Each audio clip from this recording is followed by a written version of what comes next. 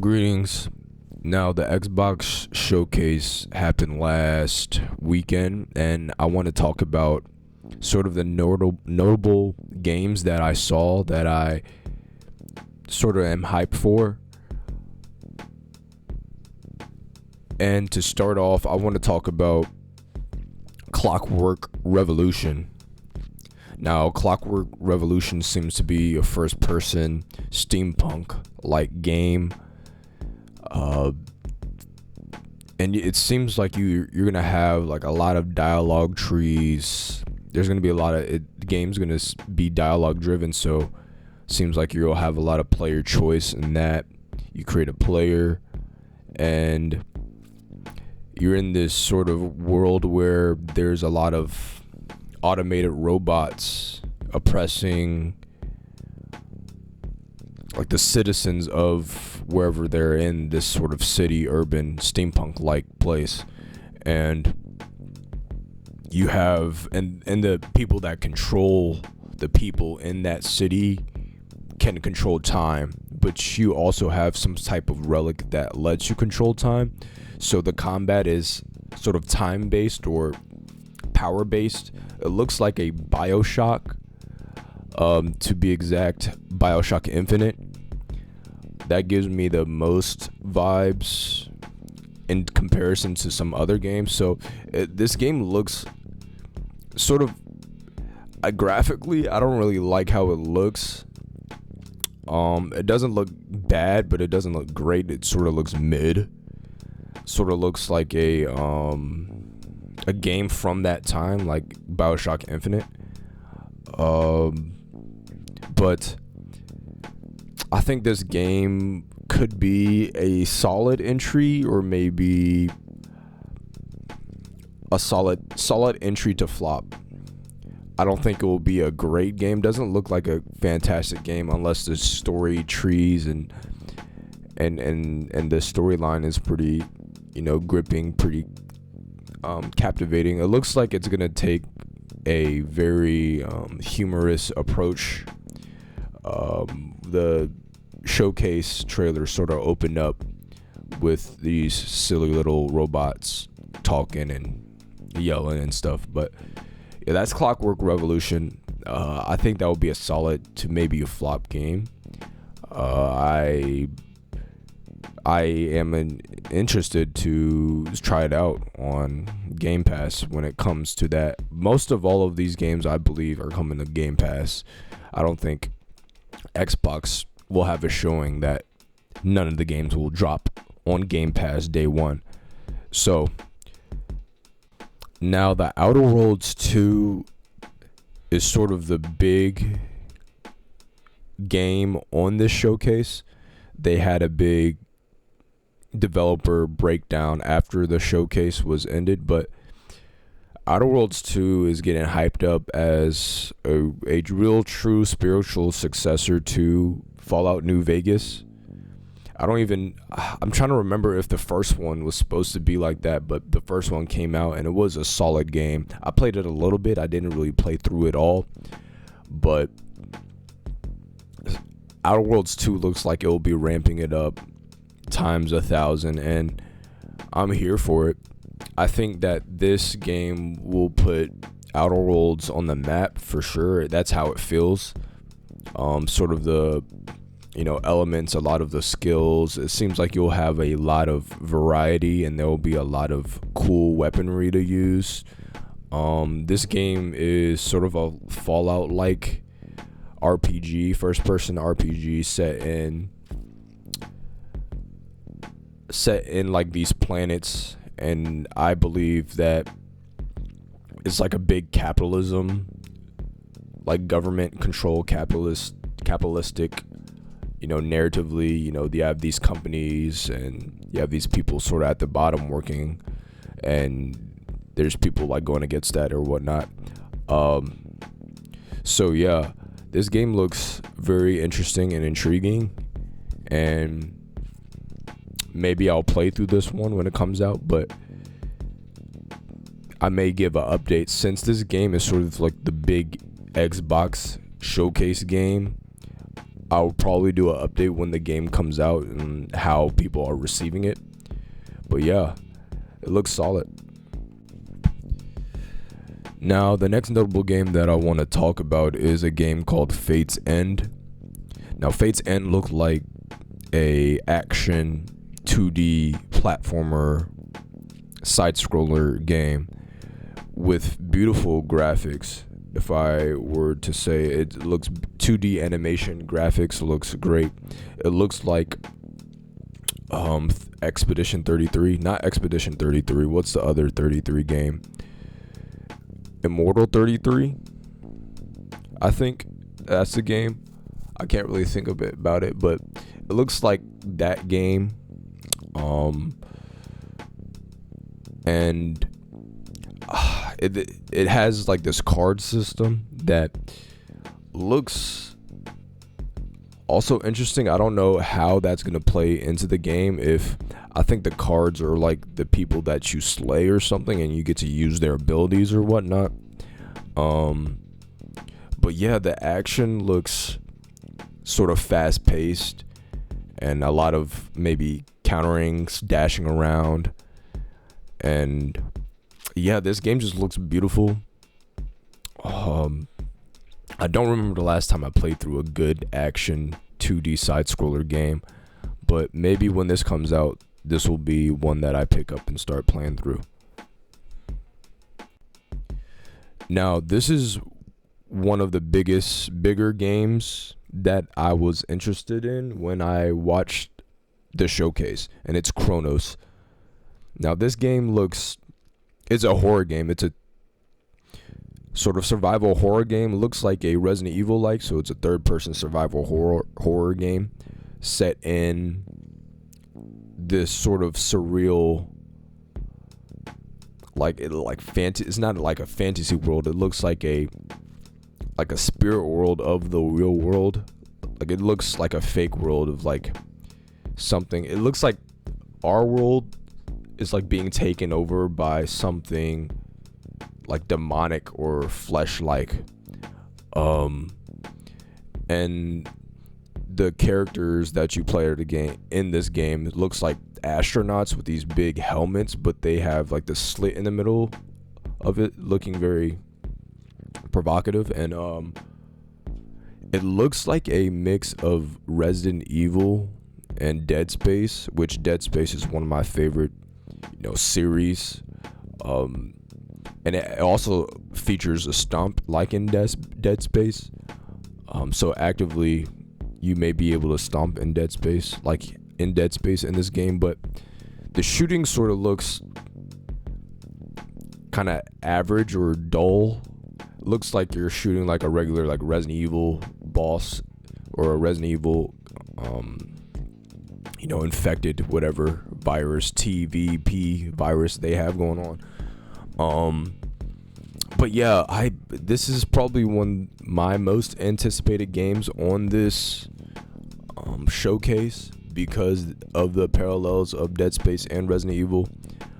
I hope it has shooting that feels like Dead Space, because Dead Space shooting is just kind of the emphasis on shooting limbs. It just makes the combat, I feel, more interesting, and it's like going through, and you sort of just have to, there's different characters that you have to shoot each limb so they can die a certain way. It's just, that's something about Dead Space and how Dead Space shooting feels. Like, as an action shooter, Dead Space feels amazing. Better than Resident Evil, in my opinion. But Resident Evil 6, you could do some crazy stuff. It's just the quick time events in that game. It's sort of ridiculous when I go back and play it. But yeah, the Chronos looks low-key like a little double-A game that could be a solid entry. See, I don't know if it will be a great one. It doesn't look that great, but it looks okay, decent, maybe like a 5 average, maybe a 6 out of 10 game. But yeah, that's one of my biggest ones on this showcase so far that I wanted to talk about. Now, this has to be one of the most hyped trailers that was in the showcase, and it was Invincible versus Now, this Invincible versus game started out its trailer sort of like a pre-rendered 3D animation type thing of Invincible fighting uh, his father, Omni-Man, and like the girl with the hair whip. I don't remember her name, but some Viltrumites, and that looked great. And then it showed some more of the gameplay, and the art style looks generic. I wish that they did something better of it, like in that sense. I wish they had it, I don't know, more stylized or made it 2D. But I don't like the art direction of this game, and it sort of looks like an average fighting game. It honestly doesn't look great. It was just hyped to see that Invincible was getting a game. Now, as for movie tie-in games or show tie-in games, maybe it will be solid entry, but looking at this game, it doesn't really look all that great. If I'm keeping it 100 with you guys. But I hope that it's objectively fun to play. It's a 2D fighting game. And it sort of looks like it'll be on some Mortal Kombat type of, gore and blood everywhere. Once you do, like, it looks like you have these finishers that you basically kill people with. But yeah, it looks like it's gonna retain a lot of its identity from the show, but it sort of loses me from the art direction and sort of how the combat looks. It doesn't look flashy. It looks very generic. And that might be what steers people away from this game, if it's even good objectively, like with its combat and mechanically. So yeah, I definitely want to try this out, but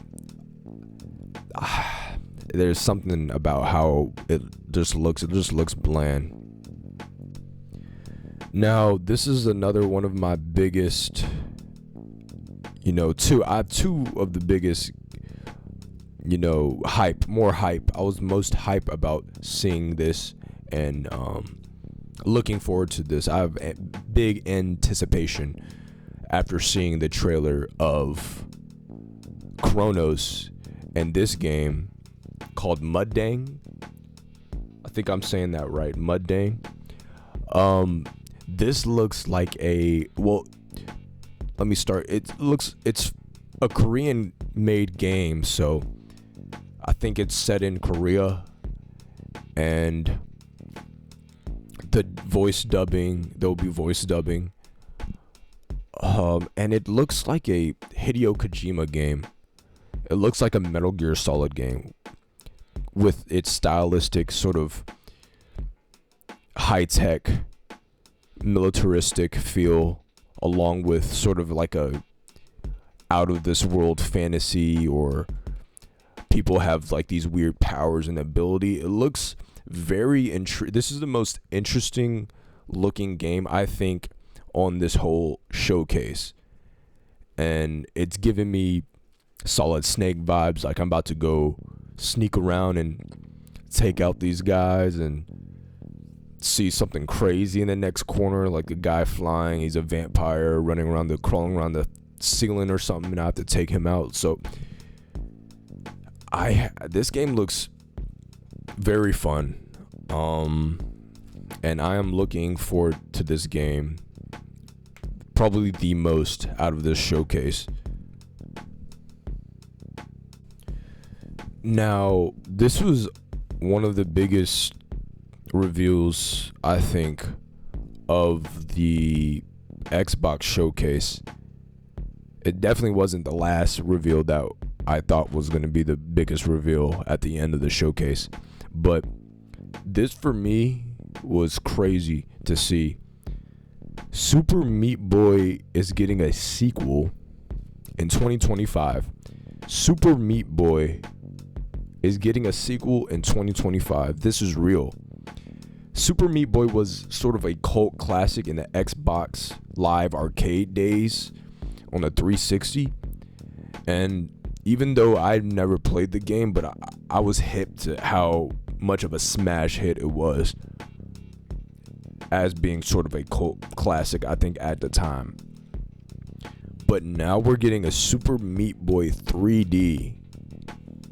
So it's going to be a 3D sort of very fast-paced action platformer game, sort of to parallel how hard and difficult the 2D platforming of the original game was. But this time it will be a fully 3D type platforming game. Now it opens up with, I thought it was like Mario Kart or Rabbids was coming to the Xbox, because it has its Mario Kart staple, or Mario staple, like little plumbing pipe, green pipe that came out, and Super Meat Boy popped out of the pipe. But yeah, this was a sort of crazy shock to me that, you know, Super Meat Boy is getting a sequel in 2025. I hope it's very good for the people who did like the first one, because it has a lot of hype to live up to as being sort of a smash hit indie platforming game for that genre. So there's that. Super Meat Boy is carrying a lot on its shoulders as a sequel, so maybe I'll try out this game for once. But yeah, those were the games that sort of caught my eye. A couple of them that I was most hyped for. Tell me what you think that was most high. That reveal at the end was crazy. I thought we were getting a new IP, but it was Black Ops 7, which I'm always not really excited. It's sort of like a fact of life. Like, we're gonna get a Call of Duty each year, and don't get me wrong, Call of Duty has the best feeling shooting in the whole gamer sphere. I don't think there's any game that has shooting that feels as great as Call of Duty, but they just need to sort of get right. I think that people are getting Call of Duty fatigue. I mean, we've been having Call of Duty fatigue for I don't even know how long, but people are still going to play this game. It's like a dang Madden or something. But better, in my opinion, because you're actually getting sort of a new game with different maps, or revamped maps and stuff in the campaign. So maybe I'm looking forward to that. I mean, it's a sequel, direct sequel to Black Ops 2. So I think that would be cool, because we are in 2025. So it's funny that they did that. I'm just realizing that. So they can maybe they were waiting for 2025 to do a direct sequel of Call of Duty. Man, I was about to end this video, but now I have to talk about Call of Duty at the end. But yeah, I think it should be all right. I mean, Call of Duty's been consistently a solid game. So I mean, I don't really expect it to break. You kind of know what you're getting from a Call of Duty game. It's not going to break any boundaries, or it's just going to continue to be a consistently great feeling shooter with crazy microtransactions and, you know, genuinely fun gameplay. But yeah, those are my thoughts. Now, what do you think? What do you think about that? And let me know down in the comment section. Like and subscribe, whatnot. And I'm out of here.